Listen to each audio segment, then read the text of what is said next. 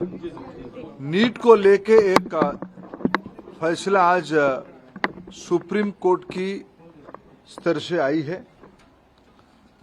NEET में इस बार 24 लाख बच्चे परीक्षा दिए थे।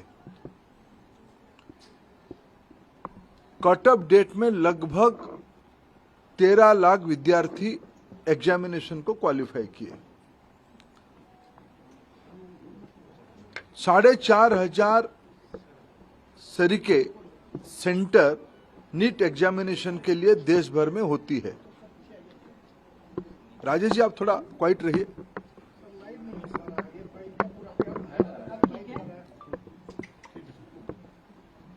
साढ़े 4,500 सेंटर देश भर में होती है।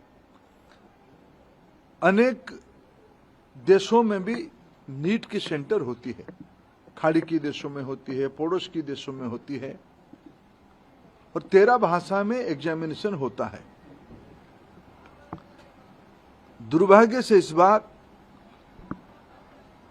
नीट की 2 क्वेश्चन सेट्स होता है। गलती ना हो जाए इसीलिए चुनाव एग्जामिनेशन के दिन ही सूचित किया जाता है। क्वेश्चन सेट ए या बी को यूज किया जाएगा, आइदर ऑफ द वन। इस बार जब परीक्षा हुआ, गलती से आउट ऑफ 4,500 सेंटर 6 सेंटर में गलती से गलत सेट्स ऑफ क्वेश्चन आ गई। जब परीक्षा चल पड़ी, कुछ समय के बाद उसको संज्ञान में लिया गया और उसको विड्रॉ करके फिर सही प्रश्न पत्र दिया गया। उसमें कुछ टाइम लॉस हुई। उन 6 सेंटर में लगभग 1563 स्टूडेंट उसमें परीक्षा दे रहे थे। उनके मन में आया कि भाई ये हमारी साथ थोड़ा अन्याय हुई है, हमारी टाइम लॉस हुई है, हमारे लिए कुछ सोचनी चाहिए। सुप्रीम कोर्ट की एक स्टैंडिंग ऑर्डर है। इस प्रकार की कहीं एंट्रेंस में कुछ विषय आती है तो री एंट्रेंस ना कराते हुए एक एवरेज मार्किंग, ग्रेस मार्किंग की मेथड पे उनको कंपनसेट किया जा सकता है।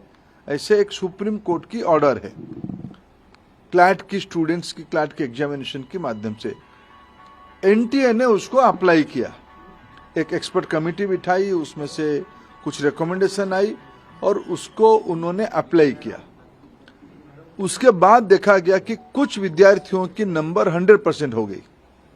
उनकी जो एवरेजिंग किया गया, उनको जो ग्रेस मार्क दिया गया, उसमें कुछ विद्यार्थियों की नंबर 100% हो गई। इसमें भी फिर कुछ लोग कोर्ट पे गए। पहले कुछ लोग कोर्ट पे गए थे कि हमारी टाइम लॉस हुई। कोर्ट ने ऑर्डर दिया तो एनटीए को उसमें एक किस ग्रेस मार्किंग की प्रैक्टिस को अपनाना पड़ा, पद्धति को अपनाना पड़ा।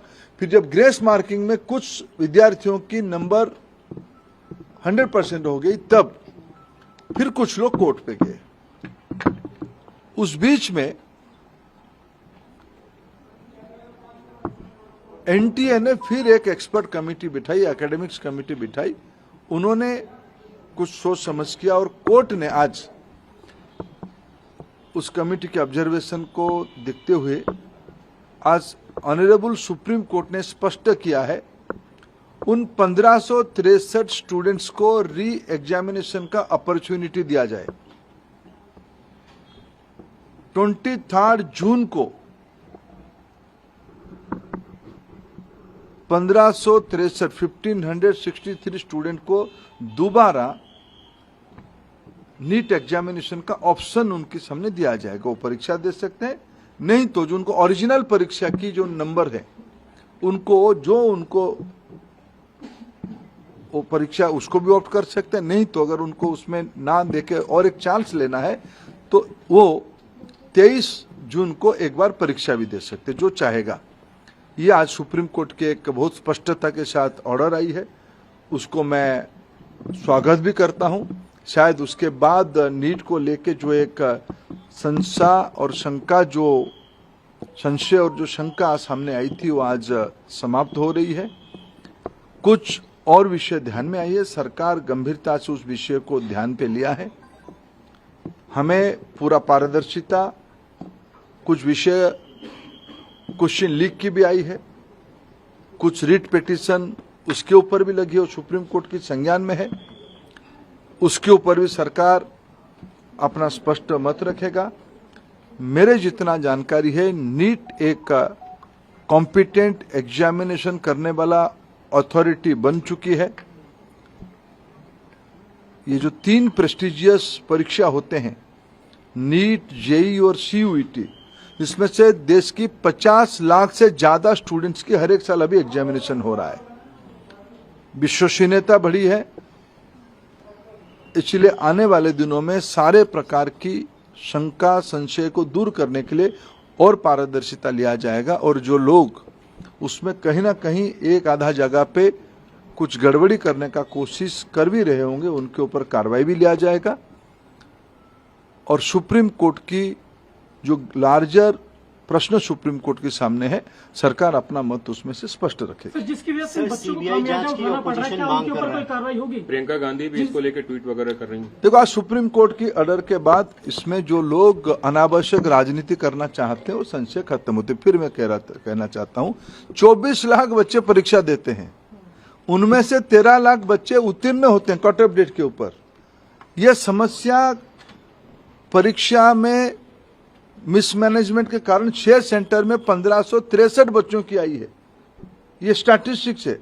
उसके ऊपर भी सुप्रीम कोर्ट की एक मॉडल को हमने अपनाया, उसमें भी कुछ लोग कोर्ट पे गए। आज कोर्ट ने उस फैसला को स्पष्ट किया है, उनको री एग्जामिनेशन कर दिया जाएगा। इसलिए इसमें कोई संशय और शंका की गुंजाइश नहीं है। इसमें स्पष्ट हो गया है, उन विद्यार्थियों को 1563 स्टूडेंट्स को और एक बार परीक्षा देने की ऑप्शन उनके सामने है, वो चाहे तो परीक्षा दे सकते हैं। लेकिन धर्मेंद्र जी, विपक्ष नाम क्यों नहीं बताया जा रहा है? धांधली का आरोप लगा रहा है कि कमेटी के लोगों का नाम क्यों छुपा के रखा? नहीं, नाम छुपाने का क्या है? देखो, देश की शिक्षाविदों के नेतृत्व में हुई है, यूपीएससी की पूर्व चेयरमैन उन्हीं की नेतृत्व में हुई है, मेडिकल कमीशन की अधिकारी उसमें है, देश की पुराने वाइस चांसलर उसमें से हैं और उस कमेटी की रिकमेंडेशन सुप्रीम कोर्ट ने उस विषय को एंडोर्स किया है। सुप्रीम कोर्ट कहने के बाद आगे और कुछ विषय रहती नहीं है। आदरणीय जज ने सारा पक्ष को लिया है। देखो, विपक्ष के पास कोई मुद्दा है नहीं। चुनाव में हार के बाद उनके मन में एक इधर उधर की मुद्दा की तलाश में है। वो ईवीएम के पीछे कभी पड़े थे, कभी और कुछ लोगों को काम पे लगाए थे। ये भी ऐसा उनको लग रहा था कि एक मुद्दा मिल जाएगा, लेकिन जब आज परामर्श और रिकमेंडेशन कोई भी दे, फाइनली जजमेंट तो सुप्रीम कोर्ट ने ही तो दिया ना। तो इसलिए इस विषय को कोई यूपीएससी की पूर्व चेयरमैन या मेडिकल कमीशन की, एनएमसी की कोई अधिकारी या कोई वाइस चांसलर, तो कोई लुकी छुपी नाम नहीं ना। हमारी देश की शिक्षाविद है, क्रेडिबल शिक्षाविद है, लेकिन वो रिकमेंडेशन था, फाइनली उसको उस रिकमेंडेशन के बियॉन्ड जाके सुप्रीम कोर्ट ने आज कहा है कि 1563 बच्चों को री एग्जामिनेशन का ऑप्शन दे दिया जाए। उसके बाद कोई शंका नहीं बचती है। देखो, पेपर लीक की हमारे पास कोई जानकारी नहीं है। मैंने उस रीट पिटीशन को अनुध्यान कराया, कोई भी एक भी जगह पे प्रमाण नहीं है। एक एलिगेशन पेपर लीक हुआ है, कहां है प्रमाण हुआ है? एक दो चीजों की न्यूज आइटम पे अगर प्रमाण आधारित होता है तब कोर्ट उसको विचार करेगी, सरकार अपना पक्ष रखेगी। वो कोर्ट में 8 जुलाई को चर्चा भी होगी, वो कोर्ट के सामने है। एनटीए मैं जब कह रहा हूं कि हर एक साल एनटीए आज इतना बड़ा हो चुका है, 13 भाषा, अनेक विदेश में भी, देश की 4500-5000 सेंटर्स में 50 लाख विद्यार्थियों की एग्जामिनेशन, 2-3 बड़े बड़े एग्जामिनेशन की होती है। इसलिए कोई संदेह के कारण नहीं है। हम सब, हमारी बच्चों को और पारदर्शिता लाया जाए, उसकी जो कुछ सुधार की विषय आएगा वो भी कर लेंगे।